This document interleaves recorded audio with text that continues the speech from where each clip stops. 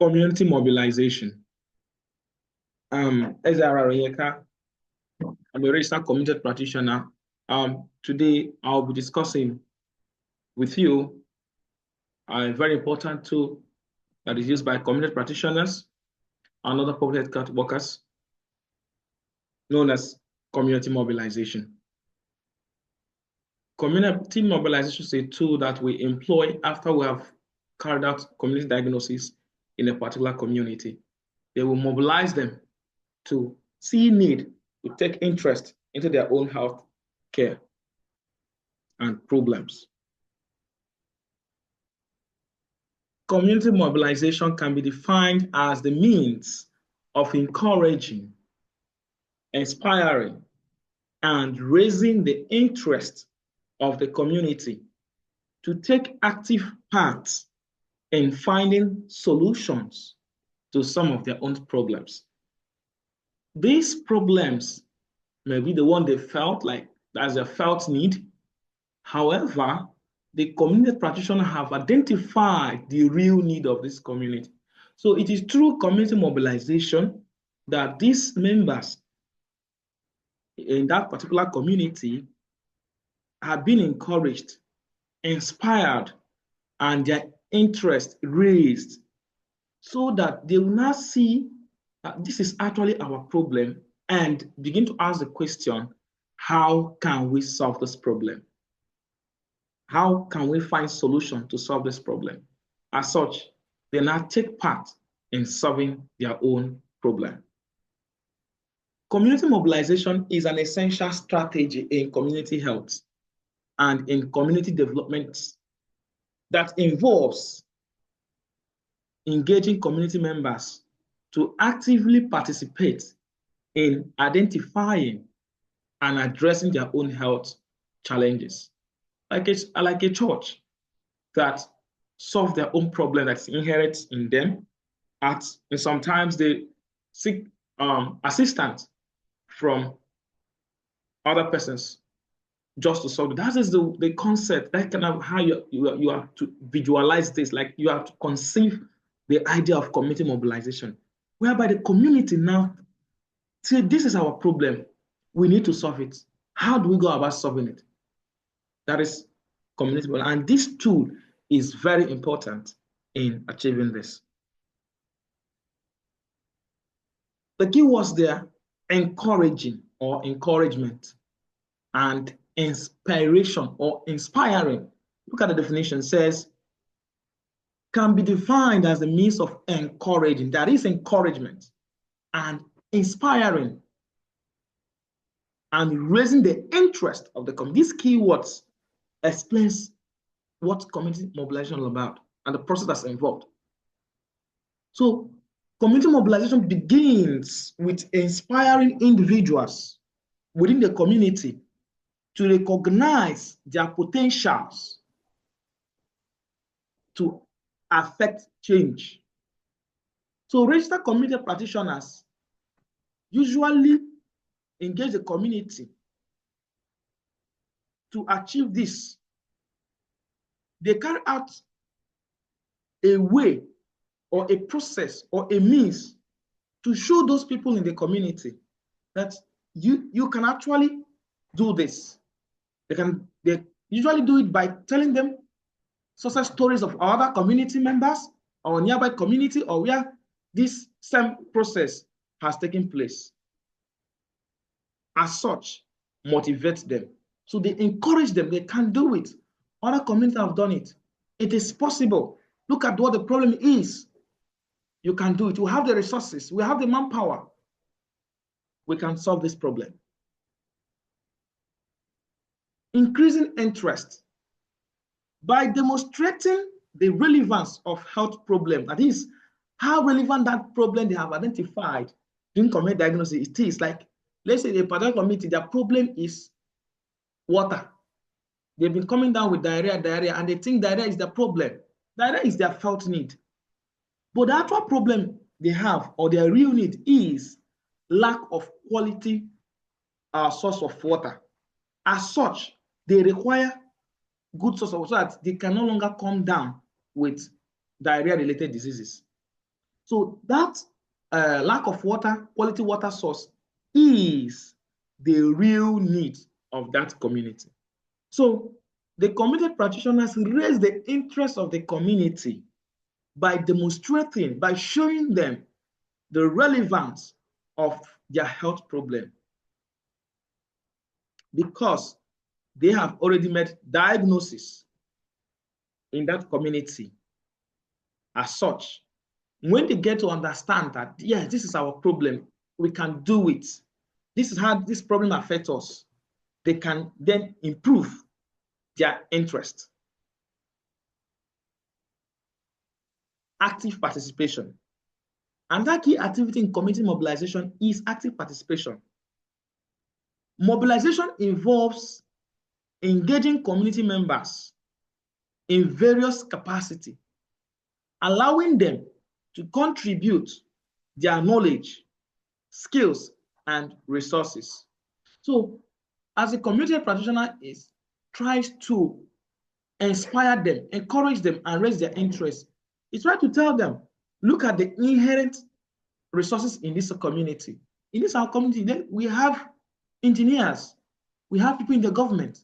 These people can help us convince the government to come and drink a pipe-borne water for us. You see, as such, those illustrious sons are now being engaged and they're actively involved. Or if it's about digging the ground or clearing the bush where this facility or water source can be built to combat diarrhea, the youth and able-bodied men will come out, volunteer themselves, and then take up the responsibility and clear the bush and install a functional pipe-borne water. So that by so doing, every member of the community is now involved actively and actively in identifying their problems, identifying solutions to their problems, and also monitor their health. The following are the steps that you must take in order to carry out community mobilization. At first, you have to identify the head of the community.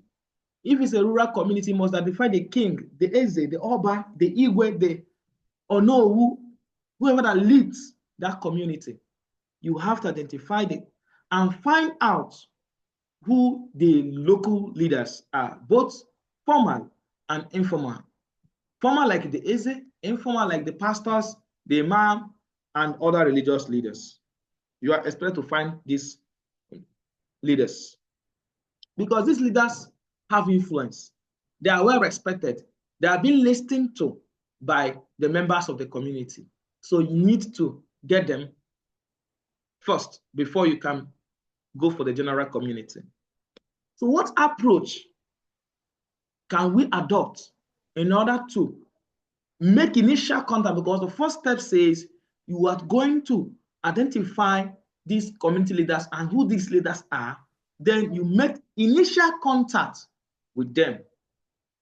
So the following are ways we can achieve this. First, in a rural community, you make a personal visit. You make an effort to visit the community leaders at their home or business areas. You acknowledge their status, like you respect he's a king and how important he is. For the first you came to visit him, it shows that you actually acknowledge how the importance he has. This personalized approach can show respect and willingness that you want to invest in that relationship you are establishing with the leader. If it were to be an urban community, you schedule an appointment to meet with that local leader at their office or workplace. When going, it's important to be punctual and be prepared for this meeting in order to demonstrate professionalism and seriousness of the program.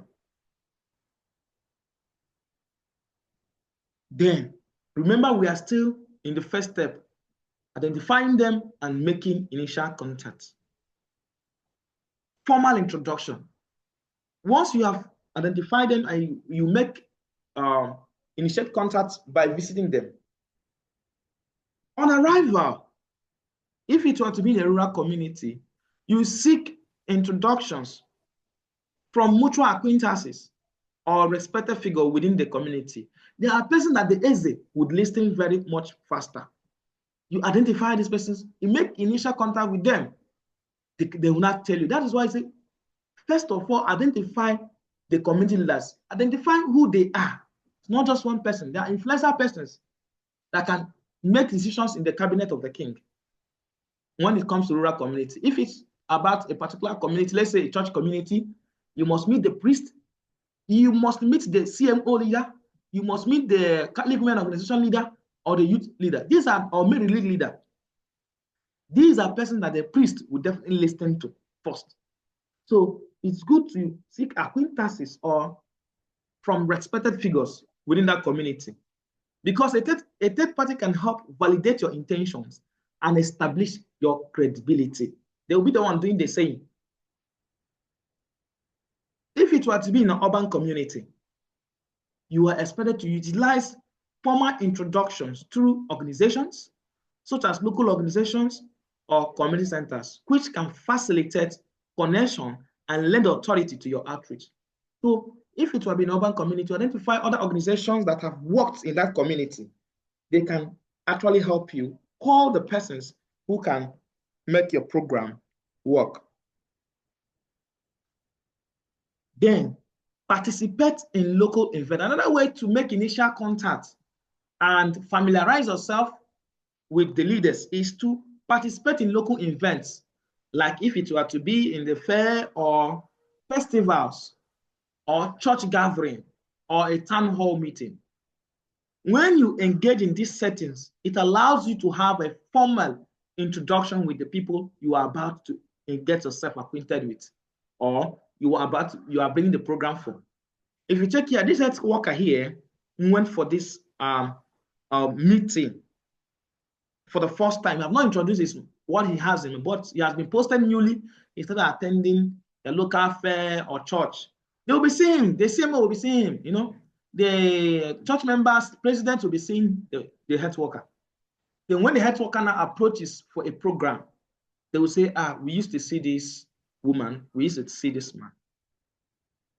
If it were to be an urban community, let's say a group of a prison community or another specialized community or political community, you attend the community board meetings, workshops, or public forums.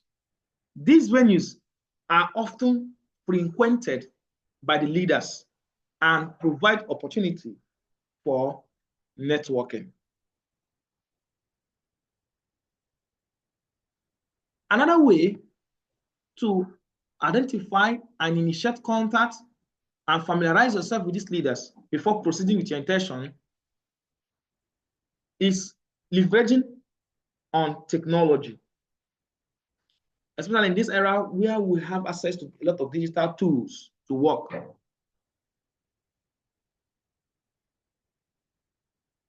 If available, use social media platforms or community mailing list to introduce yourself and your intentions before making a physical visit. Most times you can use LinkedIn, WhatsApp, Facebook, or even email to reach out to people you are interested in their community.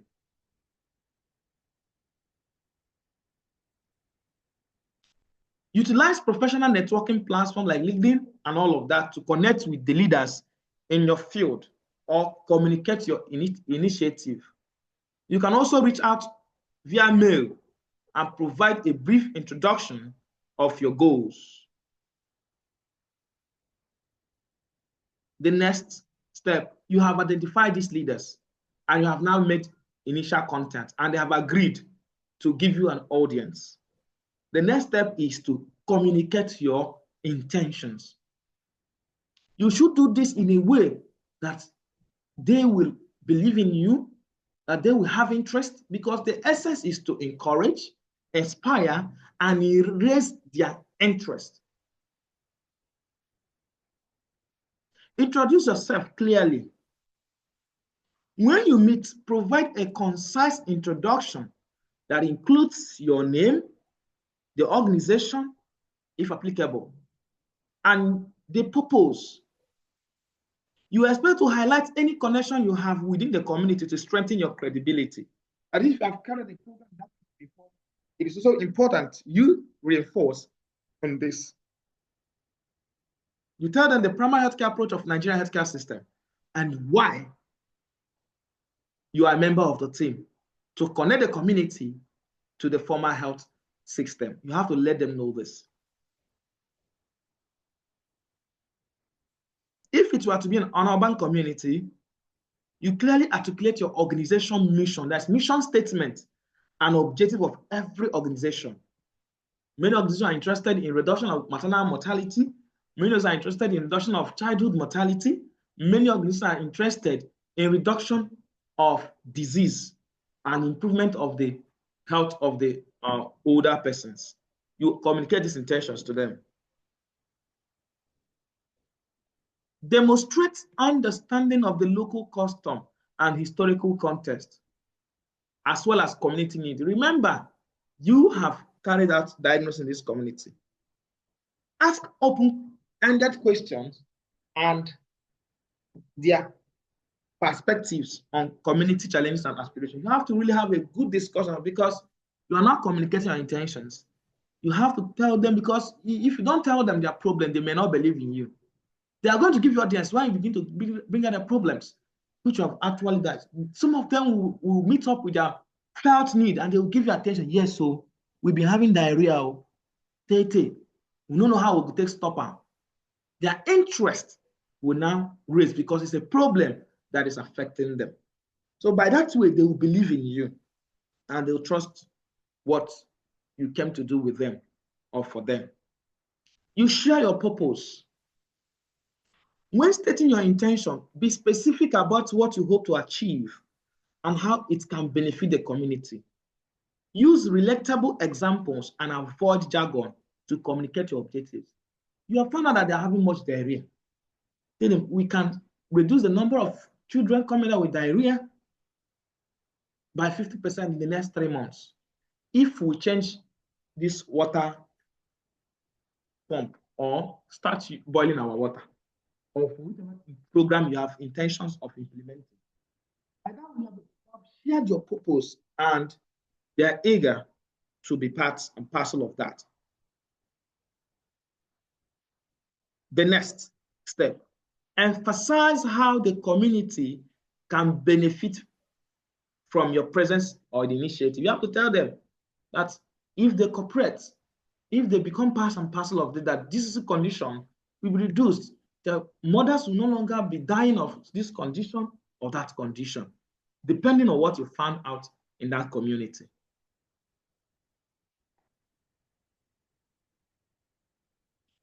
Arrange meeting with a community head and community representative. The first stage where you have met with the leaders, you have familiarized yourself with them, you have made intentions known, you have communicated your intentions. The next, you request them to arrange meeting with the community head and community representative. At this stage now, you are requesting clan heads, the youth head, the age group head, Christian organization head, school principals, and church leaders, their representatives, to have a wider discussion where you're also going to reintroduce yourself again, communicate your intentions and the purpose of your visit. Before that meeting with the larger community representatives, you develop an agenda for the meeting with other health workers. Here, this is the team of health workers preparing an agenda of the meetings. Attend the meeting. You that started the process, you must attend that meeting so the community can take you serious. During that meeting, look at the meeting now. It's a larger community having a bigger gathering now. during that meeting, explain the purpose of the meeting in an acceptable language. Don't use medical jargon. Don't come and tell them how learned you are. Tell them what the program is all about, that is your intention, and how that intention will help them. Tell them what the government is already doing about it. And also let them know what the community contribution could be. That for us to reduce this diarrhea that your children are passing through, everyone will have to come out, stop defecating in a river, come out, let us do sanitation. Since we have agreed to dig a borehole, the youth will have to help us clear the place. The church will have to help us donate cement. The age grade abroad and in the local community or in the diaspora, we have to contribute some money. This is what the community contribution could be like. You tell them based on the problem you have identified.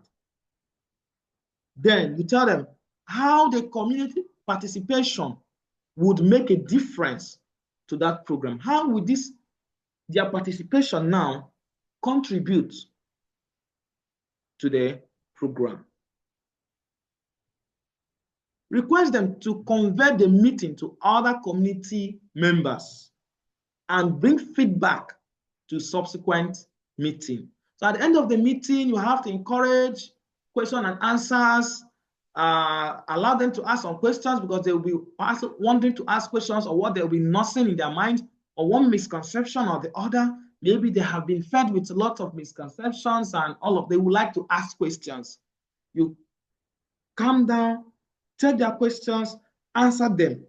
Have as many questions as possible. Then you request them to convey the message to other community members and bring feedback to you during subsequent meetings. Tell them what it's all about and hear their own view and opinion. Make sure you have clarified every other issues before the meeting disperses. Decide also with them the next action, which is the next meeting day, date, venue, and the time with these representatives. Remember to always tell them to bring feedback from the larger community.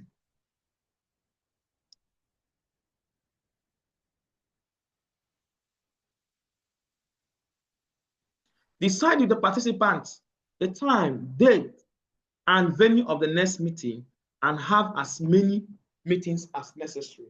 So after this successful meeting, you will keep on having meetings where they will be coming up with their own lot of questions, confusions, ideas from the larger community. And as the information sinks into the community, the more you gain their interest, the more you are encouraging them, the more you are raising their interest that's scientifically based. At that point, the community will be interested because you are already educating the community. You're already explaining to them what they never knew. As such, they will give you their attentions.